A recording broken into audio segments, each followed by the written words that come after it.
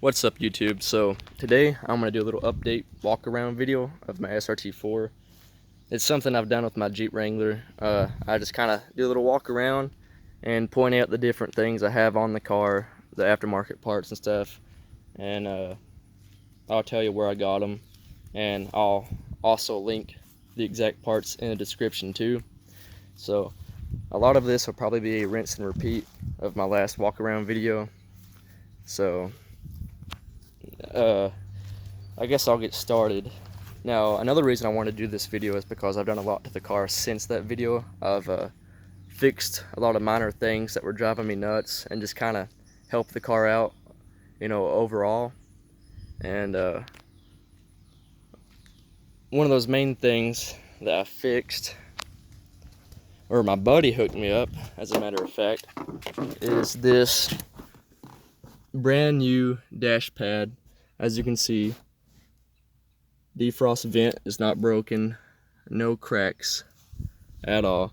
And yeah, I know I got this generic dash pad cover on here. It's carpet, but I want to protect my new dash pad because it's just too nice, and they're very hard to come by. I mean, you can get some off a regular Neon, but then you have to Dremel that out. But anyway, but since I'm sitting inside the car, I guess I'll show you guys a little bit of my updates to the interior. And I've got this dual pod gauge pillar thing here. I really wanted to mount my wideband over here beside my boost gauge because I think it's a lot cleaner look. I'm not a fan of these pillar gauges because, I don't know, for some reason I just think they look like some Fast and Furious Ross boy, you know, modification. But I will say the dual pod looks a lot better than triple pod, so I got that going for me at least. But yeah, I got all that hooked up, and my boost gauge took a shit on me. Well, it didn't take a shit, but I was dissing it pretty hard in my 5 Things I Hate video. I was, you know, talking about how the backlight of this thing's yellow and it looks really trashy. Well, later that night, the light went out. So of course I take, it's a pain in the ass to replace the bulb on those things, by the way. But you have to take the whole dash pad off, and mine crumbled apart because it was already cracked to begin with, but replacing the bulb just finished it off. So, but now I got a new bulb in it. I got a new dash pad cover. It's not cracked, it looks great. So I got my gauges. Other than that, that's as far as I've actually needed to fix in the interior. I mean, everything else is here. Nothing else is cracked. Well, one thing I do need to replace is the seat. That's pretty bad, but other than that, the interior is pretty clean. Oh yeah, steering wheel cover. Got that off Amazon. It's pretty nice.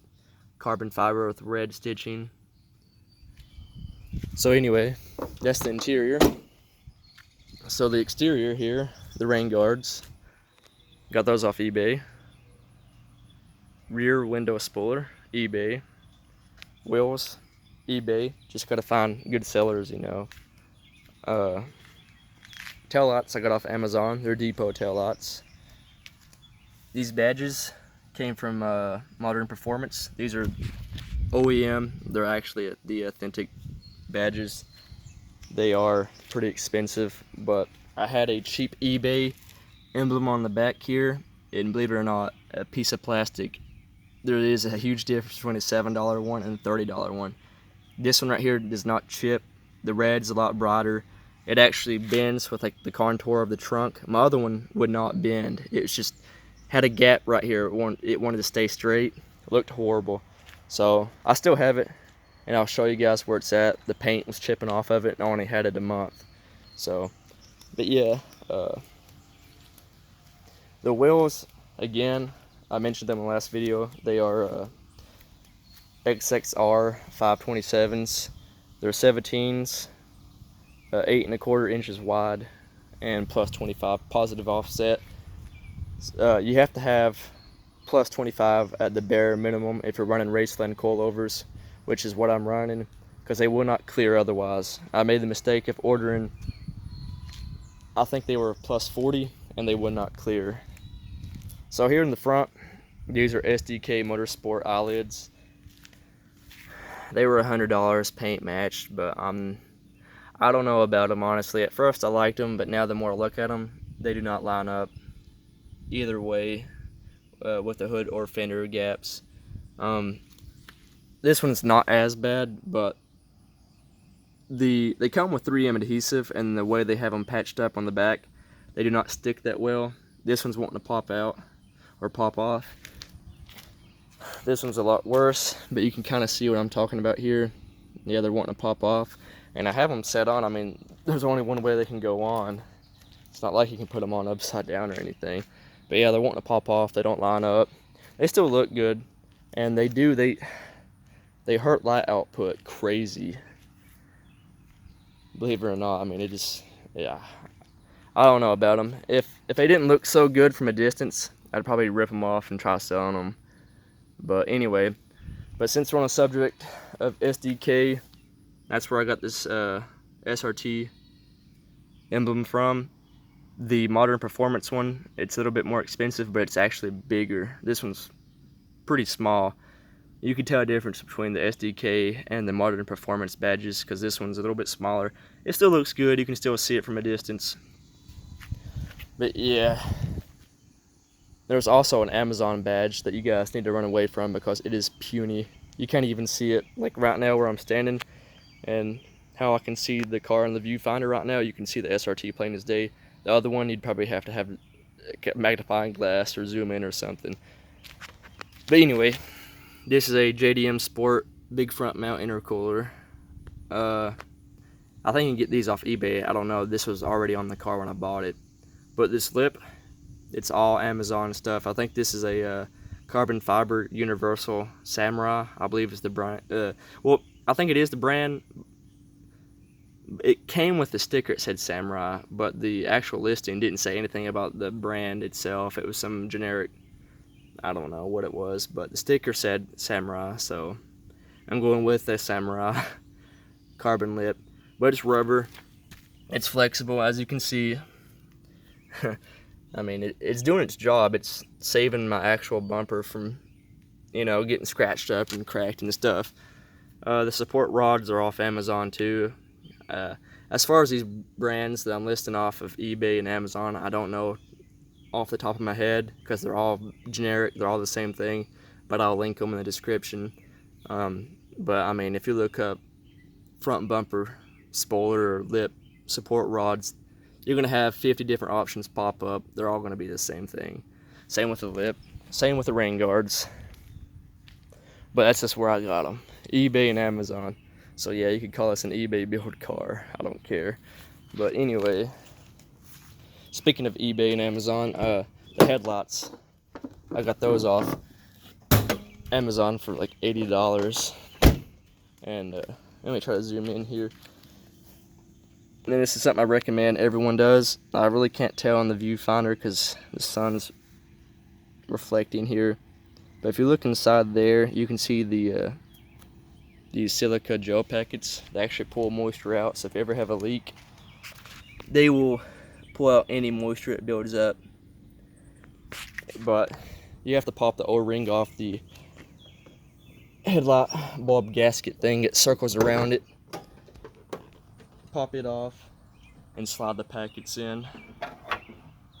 So now with the hood popped open, this car already had the MPX oil catch can. That's a Grady FV blow-off valve engine intake. You can get those off Modern Performance. This right here I got off Amazon. It's awesome. It beads water off. Like as far as rain and stuff, you can actually get a bottle of water. I've actually tested this myself and pour over it, and it beads off like Rain-X on your windshield, which I'd say that'd be great for like the Mopar cold air intakes because they're mounted right here at your driver's side tire. So if you drive over a puddle or in the rain or something, I mean, you can hydro lock an engine in no time. Stant, this is a lever vent thing I got going on here, and oh yeah, SDK solid motor mounts. I remember going over those in my last video, but finally got those installed. Pain in the ass. There's a third one over here. It's like the transmission mount, and then I got the lower one. You can't tell from up here, but it's down there. So yeah, there's my other SRT4 badge. You can tell the paint flaked off of the 4 there, but I just slapped it on my coal pack heat shield there, and I mean, it looks alright, I guess. I took a Sharpie to those raised letters, turned it alright, just a nice little detail. 3-bar sensors I got off Modern Performance as well. You have to get this little adapter block for it. I mean, it was pretty straightforward swap. Same thing with the TIP sensor over here, which I just got it kind of flopping right now. But you can see I got my original one still tucked in there, but I mean, that one's not going to go anywhere. But yeah, it's that's basically it. Let me step back here. Yeah, so this has been a great car so far. Like I said in my other video, I've had 0 issues with it. It's been a fun car. It's pretty quick for what it is, especially with Dave's rescale tune on it. He hooked me up with the 3-bar 93 octane rescale tune, and he also disabled my rear O2 sensor. So that's awesome. Now I have no check engine lights. So I mean, this car has been great. The AC works.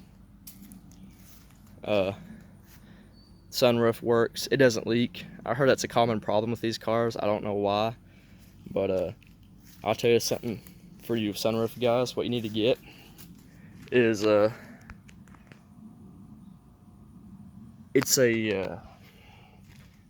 it will remind you of like lithium grease or something. I can't remember the name of it, but it's for Honda S2000s. Oh yeah, I remember complaining about how the car, when you start driving it like past 15 miles per hour or something, the doors auto lock. But it's like a grease they use for the soft tops, and you can use it for anything. You can use it for your gaskets, like your outside door gaskets, stuff like this. You can preserve rubber a lot better with them. Because as you can see, my gaskets are about shot. But let's see here. I got it in the car somewhere. Excuse the mess. Yeah, here it is. Shin-Itsu or whatever. It's like a grease that you can put on like your rubber gaskets and stuff. But I use this for the sunroof little guides and stuff right here. It keeps them kind of, I guess you'd say, lubricated. But I mean, I've had no issues with my sunroof.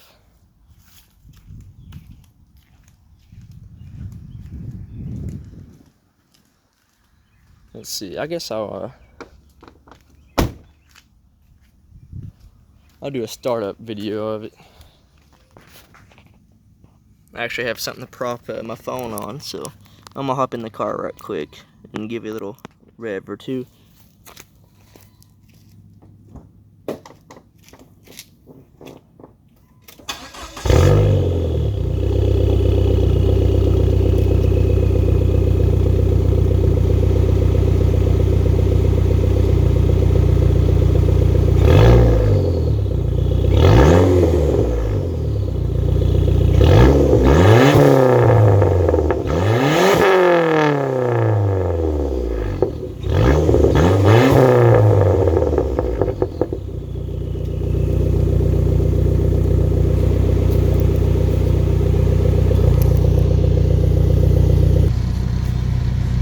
And before I wrap the video up, I just want to show you guys this little top light up here that's not there, and it's my check engine light.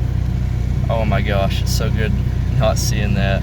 Of course, my brake and my seatbelt lights are on, but you know.